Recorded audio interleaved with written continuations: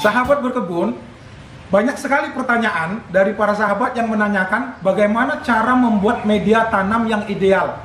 Karena sering sekali para sahabat agak kebingungan tentang bagaimana komposisi campuran media tanam yang diperlukan, kemudian perlakuan dan cara membuat media tanam agar tanaman yang kita tanam itu sehat dan subur.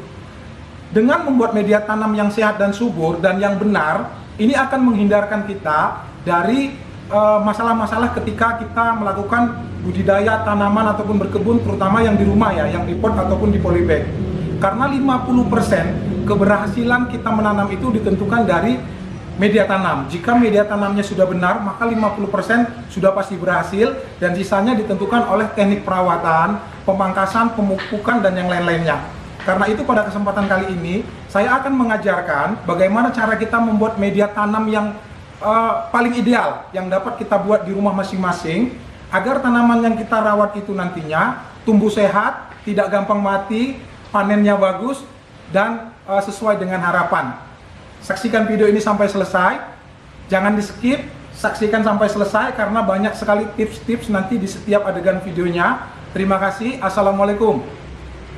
Jadi sahabat, ada 3 syarat sebuah media tanam itu dikatakan berkualitas. Syarat yang pertama, dia itu harus gembur dan poros. Poros itu artinya dia bisa menyimpan air, tetapi dia tidak becek. Artinya dia juga tetap meneruskan air. Jadi media itu tidak membuat air tergenang. Ini syarat utama, gembur dan poros. Kemudian yang kedua, dia harus mengandung unsur hara, baik makro ataupun mikro yang dibutuhkan oleh tanaman untuk tumbuh menjadi sehat. Dan juga mengandung mikroorganisme yang dibutuhkan untuk kesuburan dan kebaikan media tanam tersebut.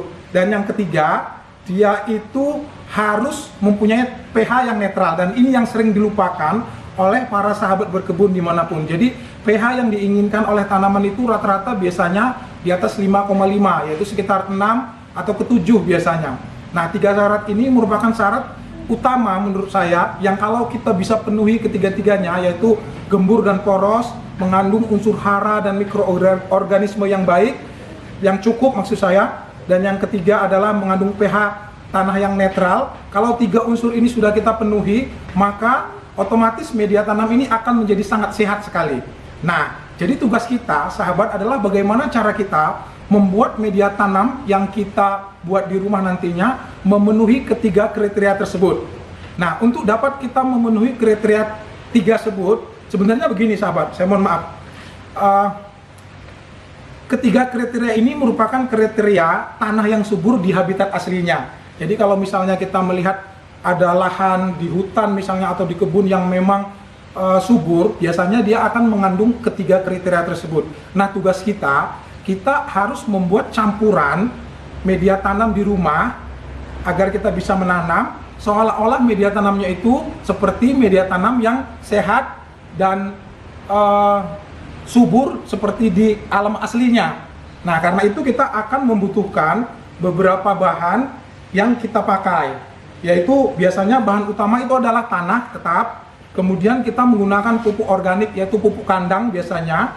Kemudian kita untuk membuat media tanam menjadi poros, kita membutuhkan sekam bakar ataupun pasir. Nah, ini saya sengaja membuat beberapa contoh media tanam agar kita nanti bisa membuat bagaimana campurannya satu sama lain, agar para sahabat bisa membuat sendiri di rumah sesuai dengan ketersediaannya. Nah, bahan utama itu tetap adalah tanah ya sahabat. Nah, untuk kita bisa membuat 3 syarat tadi, gembur dan poros, kemudian mengandung unsur hara, makro dan mikro yang bagus, dan mikroorganisme yang baik, dan pH netral, maka ada 3 tahap lagi yang harus kita lakukan. Nah, ini penting sekali. Yang pertama, kita harus membuat komposisi campuran bahan-bahan media tanam ini yang sesuai dan bagus. Karena kalau kita mencampurkannya asal-asalan, maka media tanam ini tidak akan tercapai sifat unggul yang seperti kita harapkan. Jadi yang pertama adalah kita harus mengetahui komposisinya, nanti kita akan belajar. Kemudian yang kedua, kita harus menambahkan pupuk dasar. Ya, pupuk dasar ini merupakan hal yang paling penting, saya pikir salah satu hal yang paling penting untuk sebelum kita melakukan penanaman. Nah, kemudian yang ketiga, kita harus melakukan fermentasi media tanam. 3 hal ini akan saya ajarkan sekarang. Nah, untuk komposisi sendiri, agar kita bisa membuat komposisi yang benar dan tepat dan ideal, kita harus membedakan media tanam utama kita. Media tanam utama itu kan tadi tanah. Tanah itu dibagi menjadi dua, tanah yang berat dan tanah yang ringan. Tanah yang berat itu adalah tanah liat, tanah merah. Intinya tanah yang kurang subur, dimana kalau dia keras, kalau dia kering dia keras sekali, tetapi kalau dia misalnya basah dia sangat jemek seperti lumpur ya, dipijak itu becek dia. Nah itu adalah tanah yang keras. Sedangkan tanah yang ringan adalah tanah yang biasanya berada di permukaan tanah yang disebut dengan topsoil. Tanah lembang, tanah hutan, tanah humus, ini merupakan tanah yang tanah ringan, dan biasanya kita bisa membedakan juga dari warna. Kalau tanah yang berat yaitu warnanya merah atau lebih cerah, sedangkan tanah yang ringan dia biasanya lebih coklat dan lebih hitam. Nah ini contohnya ya, ini tanah yang ringan, ini tanah yang berat. Nah, kita harus membedakan untuk membuat komposisi yang benar, apakah kita menggunakan tanah berat atau tanah ringan.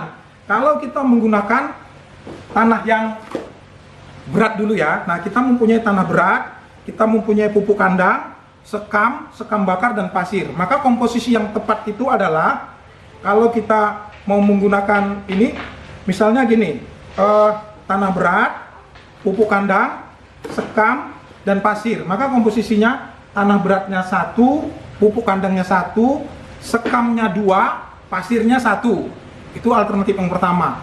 Alternatif yang kedua, kita punya sekam bakar nih. Apa Bang? Mana? Ya apa-apa. Maaf sahabat, tadi ada sedikit insiden. Kita lanjut ya. Nah, kalau kita nggak pakai sekam, kita punya sekam bakar. Nah, maka komposisinya ya, tanah beratnya 1, pupuk kandangnya 1, sekam bakarnya 3, dan pasirnya 1. Nah ya, jadi seperti itu. Jadi 1, 1, 3, 1.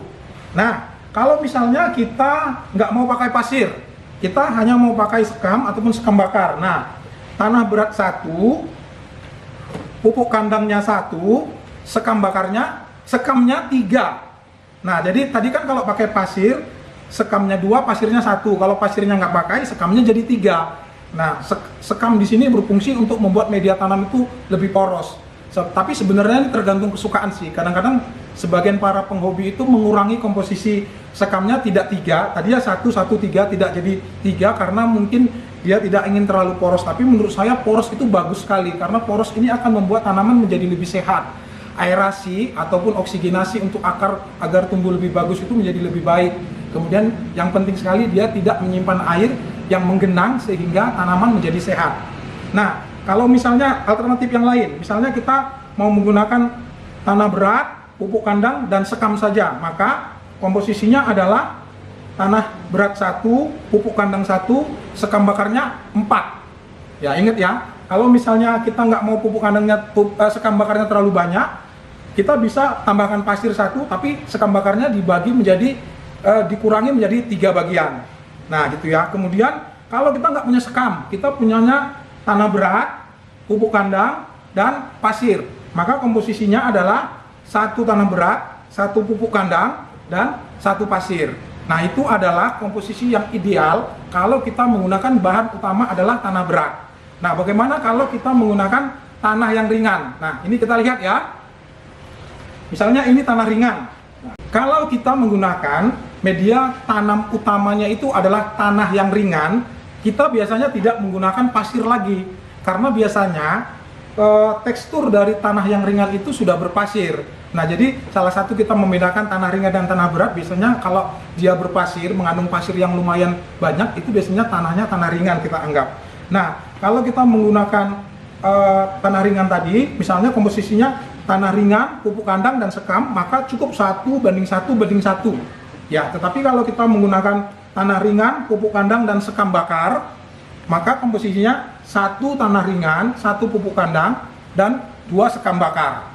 Nah, atau kalaupun misalnya kita tidak mau memakai sekam, saya pikir cukup dengan tanah ringan dan pupuk kandang, 1:1. Nah, itu adalah komposisi yang paling ideal yang dapat kita buat agar media tanam yang kita buat di rumah nanti menjadi lebih subur, poros, dan mengandung unsur hara yang optimal untuk bisa digunakan. Nah, kemudian kita harus masuk ke langkah kedua, yaitu untuk membuat pupuk dasar. Nah, ini yang sering kadang-kadang dilupakan oleh para pekebun dimanapun berada. Mereka hanya membuat media tanam saja, dicampur kemudian langsung ditanam. Ini keliru. Seharusnya kita harus menyediakan unsur hara yang langsung siap disantap. Karena itu kita harus disantap oleh tanaman, maksud saya. Jadi karena itu kita harus memberikan campuran dengan sedikit pupuk kimia dan kemudian memberikan kapur dolomit, dan juga kalau kami di sini agar tanaman itu terhindar dari kejadian serangan jamur yang sering yang kita takutkan itu seperti jamur fusarium ya.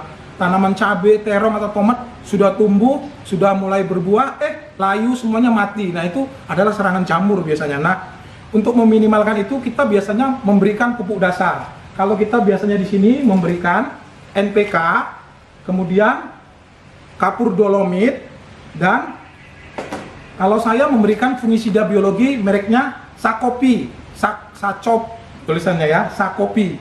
Nah, kita bisa juga menggunakan fungisida yang lain, misalnya antrakol ataupun Trichogreen kalau mau yang nabati ya, organik ya. Tapi kalau Sakopi ini juga dia organik. Nah, ini kadang-kadang ada kontroversi, Pak, kita memakai NPK itu apa enggak berbahaya? Karena kan NPK itu kimia.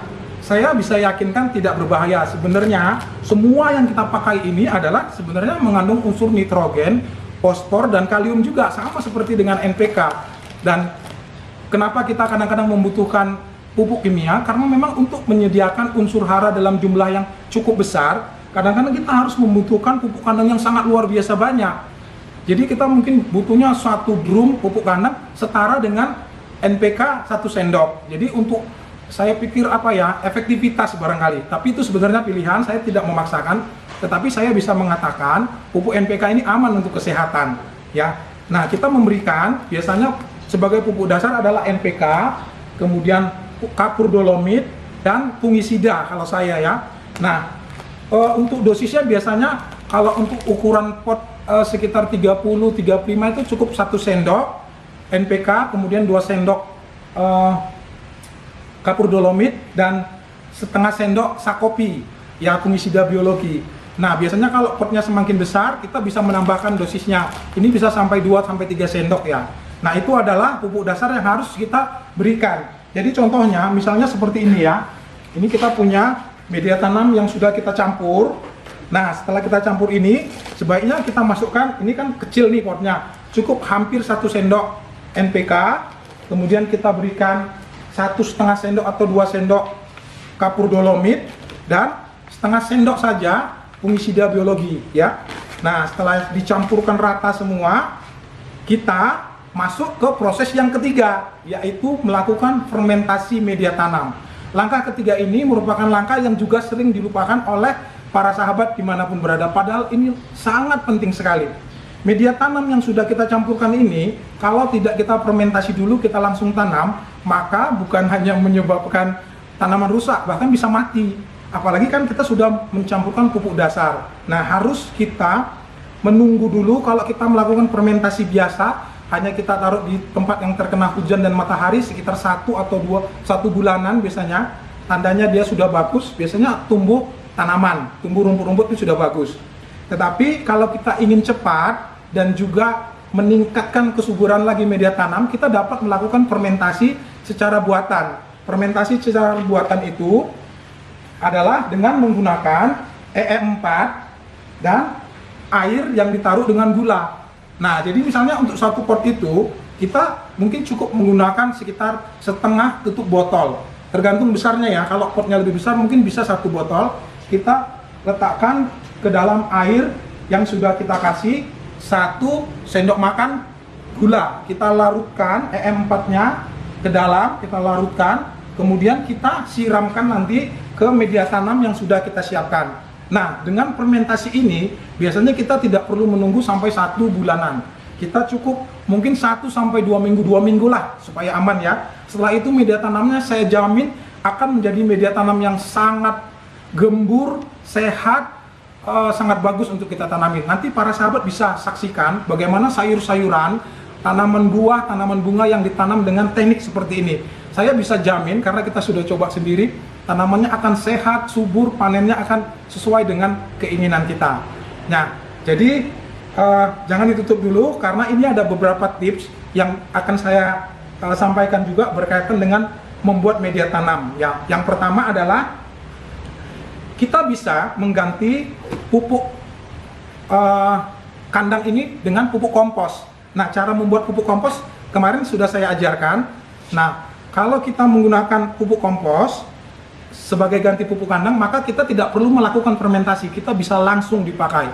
Tetapi kalau menggunakan pupuk kandang, kita harus fermentasi dulu, karena pupuk kandang ini apalagi kalau dia mentah, dia bersifat racun terhadap tanaman.